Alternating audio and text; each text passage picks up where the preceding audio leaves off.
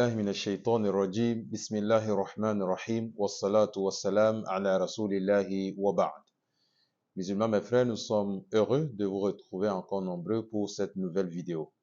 Le thème pour ce matin, aujourd'hui, nous allons vous parler un peu de la biographie, la vie du prophète Mohammed sallallahu alayhi wa sallam. Nous le savons tous comme tous musulmans que notre noble prophète sallallahu alayhi wa sallam est né orphelin. Il est né selon ce que la Sira, sa biographie nous dit, qu'il est né en 571. Et bien après sa naissance, il a grandi dans la communauté des Quraysh. Il a évolué jusqu'à l'âge de 40 ans avant qu'il n'ait la révélation d'Allah subhanahu wa ta'ala. Et selon les doctrines ou les enseignements des ulémas, l'âge à laquelle le prophète sallallahu alayhi wa sallam a reçu sa prophétie n'est pas le fruit du hasard, c'est l'âge de la sagesse, 40 ans. Et bien quand le prophète sallallahu alayhi wa sallam a atteint son âge de sagesse, l'âge de 40 ans, où l'ange Gabriel, Jibril alayhi salam, lui a parlé. Et bien avant cela, nous allons un peu vous parler du début de cette révélation que le prophète a eue. Et bien avant même que cette révélation ne lui vienne, le prophète sallallahu alayhi wa sallam avait l'habitude de méditer. Parce que quand il observe l'univers, le ciel, la terre, etc., se dit, il doit avoir, parce que l'environnement dans lequel vivait le prophète sallallahu alayhi wa sallam, c'était des idolâtries. Mais il se disait que ce n'est pas le véritable Dieu, Allah. Et alors cela l'amenait à aller dans Gar Hira, dans une grotte où il méditait sur la création, sur l'univers.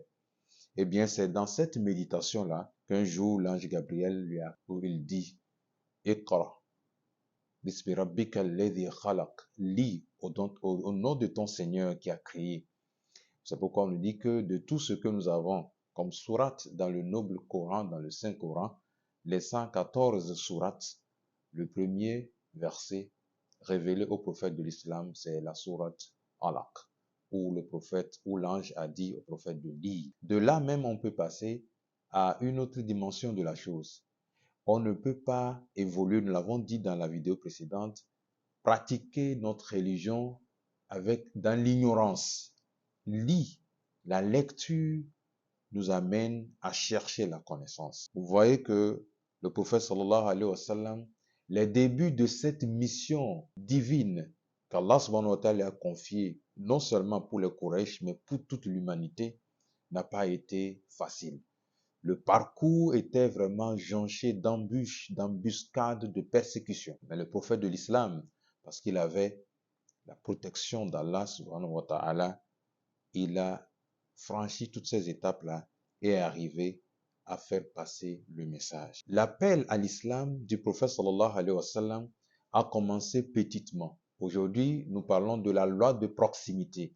Le prophète, quand il a reçu la révélation, il n'a pas tout de suite commencé par prêcher aux gens, il a commencé par sa famille, par ses proches. C'est pourquoi même nous, en tant que prédicateurs, nous devons assainir, notre environnement, nous-mêmes dans nos maisons, avant de porter le message à l'extérieur. C'est ce que le prophète sallallahu alayhi wa sallam a fait. Il a commencé par faire la da'wah secrètement, de bouche à oreille, de maison en maison, avec ses proches, ses parents, avant d'évoluer vers le grand public dans la Mecque. Mais, comme nous le savons, quand il a évolué à cette étape-là, quelle a été la surprise? Parce que la Mecque, à l'époque, était idolâtre, où on lui posait la question, tu vas rendre toutes ces idoles-là, ilahan wahida? Tu dis qu'il existe un Dieu unique? Ah, certainement, toi, le prophète de l'islam, ça c'est une chose étrange que tu nous rapportes. Même nos parents n'ont pas connu ce prophète sallallahu alayhi wa sallam, de fil en aiguille, pour cette mission-là, a été percé de la Mecque, parce qu'à un moment donné, il était obligé de quitter la Mecque pour Médine, parce qu'il proclamait l'unicité d'Allah subhanahu wa ta'ala. L'unicité, parce que la Kaaba que nous connaissons aujourd'hui, qui est le symbole du monothéisme, qui rassemble tous les musulmans en un lieu saint, aujourd'hui, à l'époque, n'était pas comme ça. C'est le prophète qui est venu assainir tout ça, mais au prix de sacrifices suprêmes, parce qu'ils ont même tenté à sa vie. Le prophète sallallahu alayhi wa sallam, dans sa prédication, est allé à Taïf, où il a été même, mon cher frère, prédicateur d'Aïa. Si aujourd'hui, pour une raison ou une autre, les gens disent que ce que vous dites là, ce n'est pas bien, ce n'est pas conforme dans la vie moderne que nous menons aujourd'hui. Vous devez vous inspirer de ce que le prophète sallallahu alayhi wa sallam a connu. On l'a persécuté et il a été même blessé.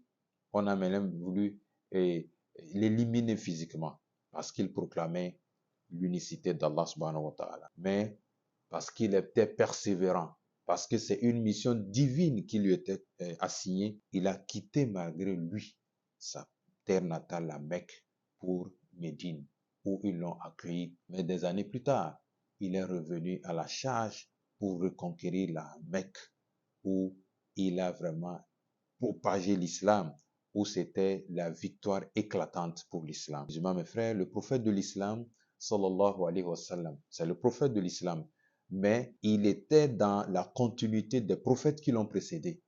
Isa alayhi salam, etc. C'est pourquoi nous, en islam, pour ceux qui nous suivent, musulmans ou non, la nufarriqu bayna ahad minhum wa nahnu lahu muslimun. Nous ne faisons aucune distinction entre les prophètes, tous les prophètes qu'Allah subhanahu wa ta'ala a envoyés, l'islam, notre prophète Mohammed sallallahu alayhi wa sallam. Si vous êtes musulman, que vous dites, ah, vous, c'est le prophète seulement, Jésus, Isa alayhi salam, ce n'est pas votre problème. Ah, là, ça pose problème. Parce que le message de Isa alayhi salam, le message de Moussa alayhi salam, le message de tous ces prophètes-là n'est que la continuité de ce que Muhammad, Khatumul Anbiya'i wa Imam al-Mursalin. Barakallahu fikum, wassalamu alaykum wa rahmatullahi wa barakatuh.